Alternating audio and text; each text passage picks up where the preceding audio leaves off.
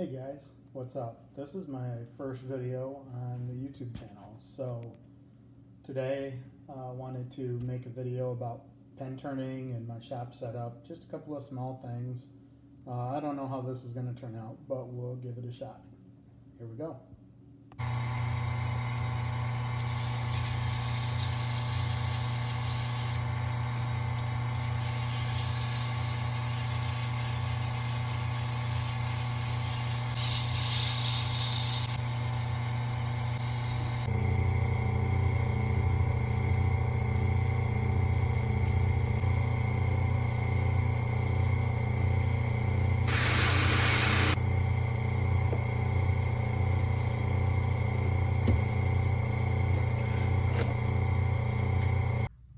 Okay guys, so here's the deal. This is my first video ever. I don't know how it's going to turn out. First couple of sections that I did were after the pen was already turned, but I was in the process of sanding that down.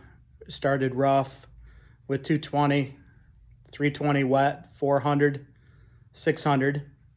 Then applied 6 coats of CA, medium, with accelerator in between each one. Then once that was done, went back and started with micro mesh pads. So that's these little ones here. This one's pretty used up. That's the first layer, and I don't know, there's 1,000 and 12,000. So it's pretty progressive, but it does a really nice job of getting out the scratch. Hey, sorry guys, when I dropped that item, the end of that last video, it turns out that was the remote to turn my video on and off, and it turned off. So anyways, yeah, went through the progressive sanding kit with the micro mesh, and then I also polished that off afterwards on my acrylics at least, or anything that I'm putting CA glue on, including wood. If I put CA on it, I'll hit it with this Hut Ultra Gloss. This stuff likes heat, so turn your lathe up. On this one, I usually run it down the middle, about 1600 RPM, and that tends to work out really nice. There's really no sanding scratches left, although you're going through 12,000 with the micro mesh. So you're probably not going to see them anyway, but that stuff really does a nice job and puts a nice polish on it. So as far as my setup goes, in the beginning I said I'd kind of show you guys around the shop, albeit this is not much of a shop in comparison to some. You know, I've got a lathe here. Boy, I wish I knew how to turn this thing around. It's not going to turn around for me. So anyway, I'll show you my lathe this way. So this is an Excelsior lathe. You get these used all the time for 150, maybe 200 bucks with the extension. So this lathe is supposed to be the same as the one that Harbor Freight sells, although that one is green. But they don't sell the extension with it. So the reason I went after the Excelsior, well, first off, I bought it used, but second off is it had the extension on it, and I think you can get up to like a 36-inch center to center on it. So if you're making table legs or something longer, anyway, you can fit it on there. I have yet to use it. Really, the only time that I use the extension is exactly as you see here, just to get the end out of the way and the tooling out of the way in case I'm working on something. It kind of helps you from bumping your head or your elbows on the end of that tailstock, especially if it's got a live center on it. So this setup is really inexpensive. This is a Habitat for Humanity find back when I lived in Georgia. I bought this solid surface. It's kind of like a Corian, really heavy duty. I bought it for like 25 bucks at Habitat. So nothing there. A little Harbor Freight power strip in the back. I just keep the cardboard up to keep the dust from flying directly into the top of it. These lights are great. They're IKEA lights. They're LED, and if memory serves right, I think they're about 10 bucks. This one I could put some screws in the base. They don't always stay straight if you don't screw them, but kind of old school, but works nice for putting some light out. This other one over here is 30 years old and still works, but doesn't dim anymore, but it's on off, incandescent. I'd like to switch everything over to LEDs. I think the fluorescent fixture up above, though it's new, eventually I'd like to put LED up there too. This is my box for the lathe equipment. Here's that wonderful remote that cut off about 5 minutes of my last portion of the video. So tooling, accessories, livestocks, drill head, tool rests, miscellaneous pen kits and little bushings from ones that I've already turned. Yeah, my tripod. This thing's a hunk of junk, but it works kind of. Acrylic stocks, some wood that was given to me with the lathe that worked out pretty good. If you ever get a chance to buy this, give it a try. It's Purple Heart. This particular one, I don't know what the deal is. I think maybe it was stabilized. I don't know if it's cactus juice stabilized or not, but I have a heck of a time cutting this stuff or drilling it. And my drill bits are pretty sharp, but it really likes to burn, doesn't matter what speed it's on. So I don't know if I'm going to use the rest of that or not. So just some more tooling. And it's not 100%, but this other toolbox is just a normal toolbox. Keep hammers, screwdrivers, miscellaneous stuff. Shelving.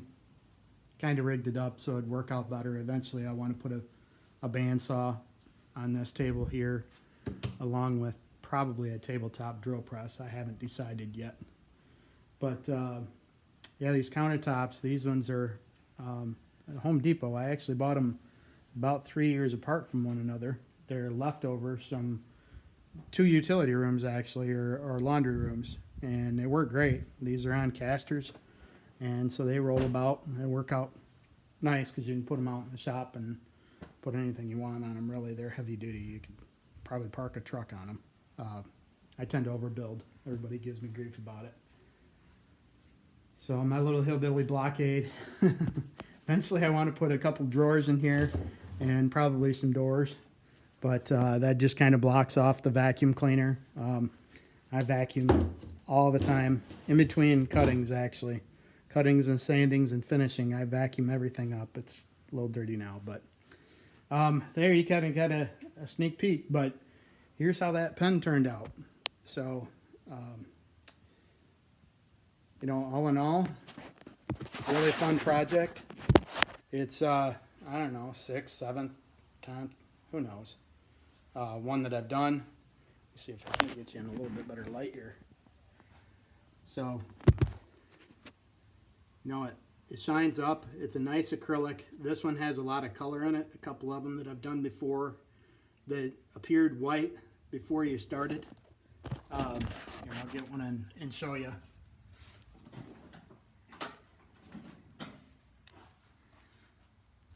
So this one here appears nice and white. This is just where the coloring fell down to the bottom of the blank. But along the side here, you see how this looks nice and white. When I cut this and put a tube in it, you're probably going to be able to see the tube, but it'll probably be clear. I've had that happen on a couple of them. So anyway, this is how this particular pen turned out. This is a rollerball kit. Nice because they come in a 4-pack. So all of these kits require a special bushing for each individual kit. Now some of them, they might be close. It might even be exact, but they sell them under different part numbers. So something to keep in mind if you want something like this. This one is gold tip, gold cap, gold clip. And it's a pretty nice pen. As you can see, it's kind of just hand size. It's not really long, but if you put the cap on it, it feels more like a natural pen. So really well built. I've been really happy with it. I bought it as a 4-pack. I actually did another one for a relative. It turned out really nice. On I'll probably post a link to some social media pictures or something. But anyway, here's the 4-pack with the numbers on it. It's probably going to be backwards in the video, but anyway, it comes with gold, black and chrome, chrome and chrome, or gunmetal cap and tip. Of course, the clip always matches the very top of it there, where you put the cap at. But the nice thing about this kit, this is a 4-pack kit. Get you started. All of the acrylics you have to buy separate. So this is just the pen mechanicals. So all of the acrylics you got to buy separate, and then you got to do the work. But you get to put your spin on it, make it look however you want. You can do them completely square, as you can see. This one here, this one has kind of an hourglass shape. I've done square, straight in the past. I don't care for the straight. I like to show off the acrylic, so the curvier you get it, the better the acrylic looks, in my opinion. But this kit right here has the 4 pen kits in the various colors. But then the nice thing about it is it does come with the bushings. So you spend money on one kit and you'll be able to make 4 of them, including the bushings. The bushings go on your pen stock in between the caps on your mandrel, so that you don't run your tool into your caps, and then also that gives you an idea how far down to turn the ends of your acrylic or wood, whatever. So yeah, I can't speak high enough. This is a PSI, Penn State Incorporated kit. Any acrylic, doesn't matter what company you get them from, you got to be 3/4 by 3/4 inch, and I think this kit was like 3.3 inches long, so 3.5 inch long. But usually your acrylics are 5 inches, usually 3/4 by 3/4 by 5. A lot of people probably already know everything that I'm telling you here, but for somebody that's just getting started or looking to get into the hobby and don't really know which way to go, I can't speak high enough of this Excelsior lathe for the money. Really like Penn State kits. Those you can buy very different places, but you can buy those at Woodcraft. Amazon sells them. All of the acrylics are readily available. Amazon, Woodcraft, Craft Supplies, eBay. They're all over the place. Spend the money on your tools. For turning acrylics, you're going to want carbides. The carbide tool that I have, and I've been interchanging my blades. I want to change that, but these blades are 16 bucks a piece. They're 4-sided, but the tool is mini lathe easy router. I think this is the 14 inch or maybe the 16 inch. I can't remember. Anyway, I have a straight head and I have a curved 2-inch radius head. They are carbide. The tips are fairly inexpensive, but that tool is 90 bucks. So if you want to change out your tips, which is kind of a pain in the butt, but I use the radius one, which is what I have on here now. It comes with the square cut bit, but if you want to switch out your tips all the time, that's fine. You can do it with one tool, but it's a pain. Depending on what you're working on, you might want more tools than just this. So this tool is 90 bucks. And it does come with a tip, and you pick from either this, a full circle head, or I can't remember the other one. It's kind of a triangular, double triangle. I can't remember the name of it. I haven't wanted that one yet. So, and I haven't bought any tools for wood. I use my carbides. Turn your lathe speed up, and you'll be good to go. So that's between the lathe and the tools, that runs you the most amount of money, but this hobby can get away from you quick depending on how many different things you get into. As I said, every single one of these pens is a kit in and of itself, unless you buy the 4-pack or 3-pack, whatever. But then you also have to buy the bushings for each one to tell you how far down to turn your ends here, so that you're not turning them past the diameter of the cap or the tip on your blank. Otherwise they'll stick out or you'll be too short. Anyway, so yeah, when you buy those bushings, depending on the pen kit, run you anywhere from $5 to $7, which doesn't sound like a lot, but you know, if you make 10 pens a month, 5 pens a month, you know, that's, I don't know, 40, $50 in bushings, not to mention the pen kits themselves. And I love turning them, so I'm open to selling them. I obviously can't use 150 pens all at once, so as I get through them and I start building up inventory, I've already had a couple people buy them from me, some friends, a family member. It's a lot of fun, but there's so many other kits out there. There's lighter kits, pepper mills, seam rippers, if you're into that. I don't know how fancy a seam ripper needs to be, but I don't really sell much. So there's ring kits. Of course, that requires a whole different set of tools and mandrels. Those mandrels get expensive. And then, of course, there's your traditional lathe work, which involves turning wood, bowls, spindles, table legs, what have you. But there you're talking another chuck for the lathe in most cases. And a good chuck is probably going to run you in the neighborhood of $100. Not a big deal. Obviously, it doesn't go away. You're going to use it over and over and over again, but it is an investment, and it is a hobby. It's not something that I do full-time or make enough money even to cover, you know, what I do. But what hobby do you ever make enough money to cover it? Spent a lot of money on other hobbies, boats and quads and snowmobiles through the years. Those of you that know me know I've blown a ton of money on toys and hobbies and started up numerous businesses with the same, you know, I bought and sold snowmobiles and quads and fun toys, and that was a lot of fun because I play with them, use them, move on to the next. This is a little bit different story. You got to buy the equipment, but you get to sell your product.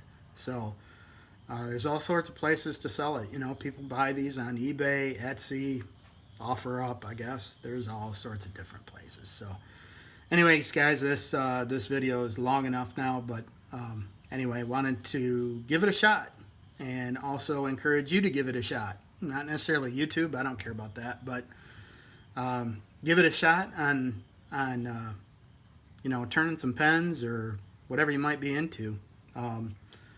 Hopefully this goes well, and maybe some comments will come through and it gets some views, and might be able to answer some questions, or if you got some ideas and insights for me, I'm open to that too. As I said, I'm just starting this, so it's all new to me.